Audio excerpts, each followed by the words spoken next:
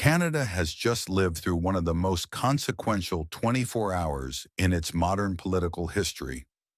Mark Carney's strategy has not only reshaped Canadian politics, it has exposed once again why he is in a league entirely of his own. Because today we're looking at a series of developments that all point to the same conclusion. Canada is no longer reacting to Donald Trump's America. It is outmaneuvering it, and Carney is doing it through diplomacy, precision, and a political IQ this country hasn't seen in decades. But what truly makes this moment historic is this. Carney didn't do it alone. Standing right beside him, in every meeting, every international stop, and every critical negotiation is Mrs. Carney. Shoulder to shoulder, a real power duo at the center of Canada's new global identity. And today's developments prove it yet again. Moving forward, building the country, protecting our communities, empowering Canadians. Negotiate more with the opposition. Prime Minister, can you talk a little bit about your reaction to the budget and also the fact that you have agreed with Elizabeth May in regards to meeting the Paris climate targets? At the same time, you want to sign an MOU with Alberta in regards to the pipeline. How are you going to square that? Well, first off, let me just say that very pleased that we passed the budget vote. There are more votes, of course, to come through the budget process, but an important step for our country. Protecting our communities, protecting our borders, protecting our way of life, building our country, building locally, building new trade infrastructure, building as an energy superpower, goes to your question. And Canada is blessed. We're blessed with immense natural resources, everything from hydroelectricity through to conventional oil and gas. We're part of an energy transition. We're going to help to lead it. That means Alberta, that means Quebec, that means Ontario, that means all of Canada, it means all forms of energy. And then last, and most importantly, this is about empowering Canadians. It's about helping all Canadians get ahead. As I say, protecting our way of life, protecting our transfers to Canadian, getting affordability back established through a tax cut, as well as our essential social programs, everything from the National Food Program through to health care, child care, pharmacare, dental care. All of that is in the budget. I salute the 170 members of the House who supported it. I'm glad it came through, and we're going to continue to work on implementing it. While the media focused on the vote, something far more sophisticated was happening behind the scenes. The NDP didn't vote for the budget. They didn't vote against it. They simply did not show up. To the average viewer, that may look unimportant. But to political strategists, it was a masterstroke engineered by Carney. Here's why. If the NDP voted for the budget, their base would revolt, accusing them of being liberal puppets. If they voted against, they would trigger an election they are guaranteed to lose. If they abstained, the budget passes without damaging the NDP brand. And who benefits the most from keeping the NDP safe while still passing the budget? Mark Carney. He gave them the safest political exit possible, ensured government stability, and avoided an unnecessary election, all while protecting his own budget from collapse. This is not coincidence. This is master-level diplomacy at work.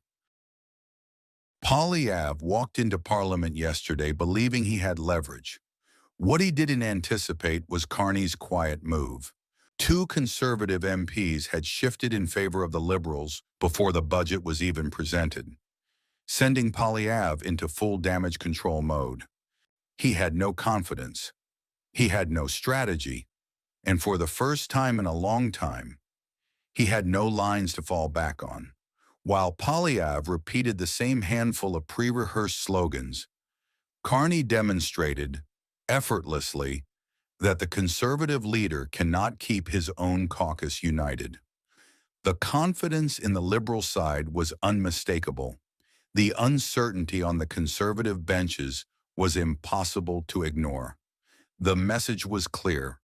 Poilievre is losing control of his own party, and more MPs may follow. Well, what I've said is I don't believe that we've had enough jobs created and industrial benefits done out of the F-35 contract. I think it's not enough.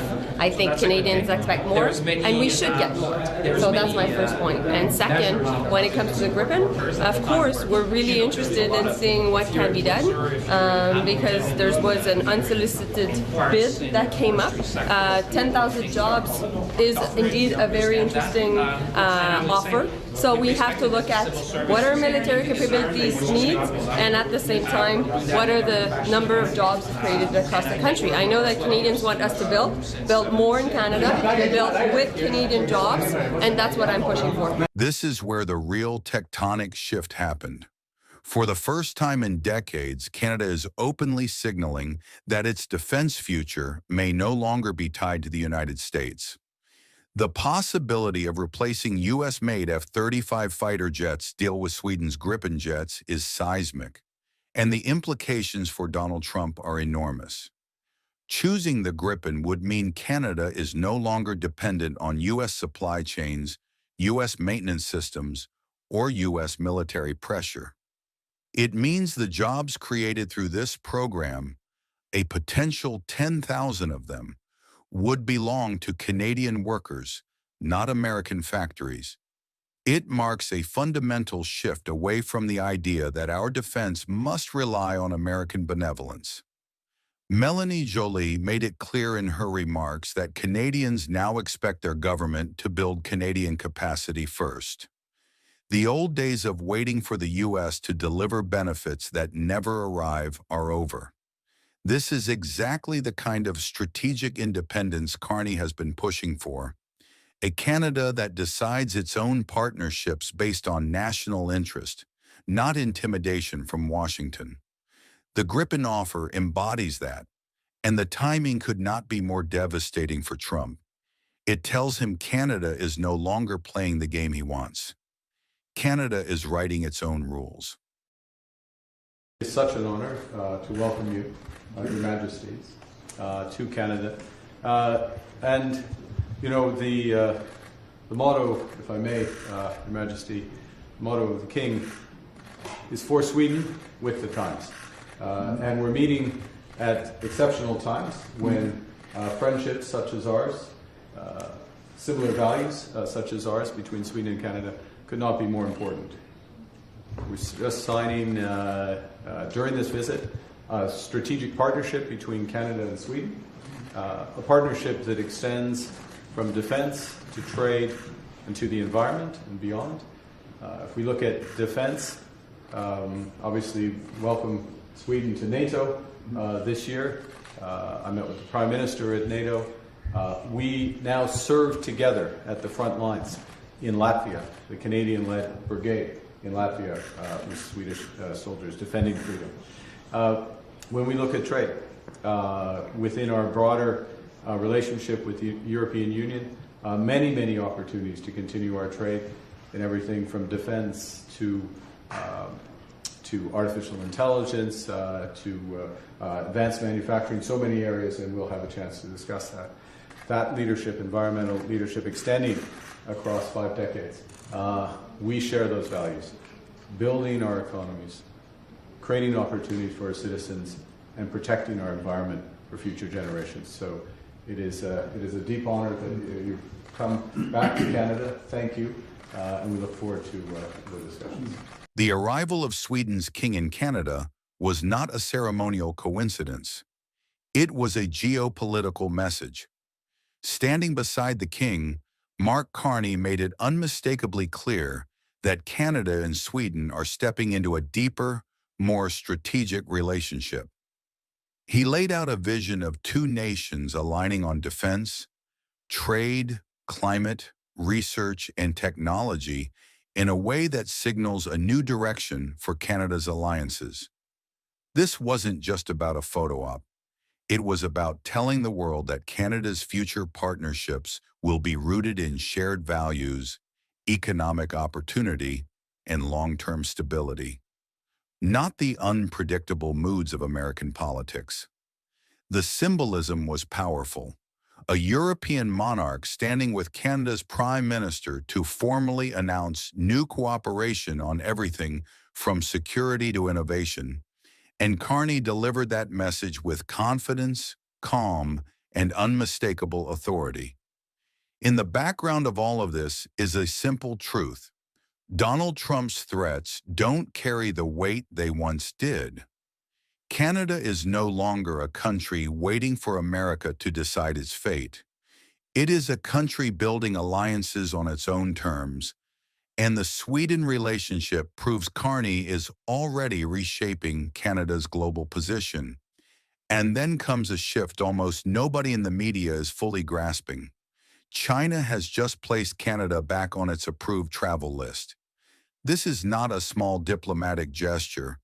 It is a massive economic opportunity, and it comes directly after Carney's meeting with President Xi and the warming of Canada-China relations.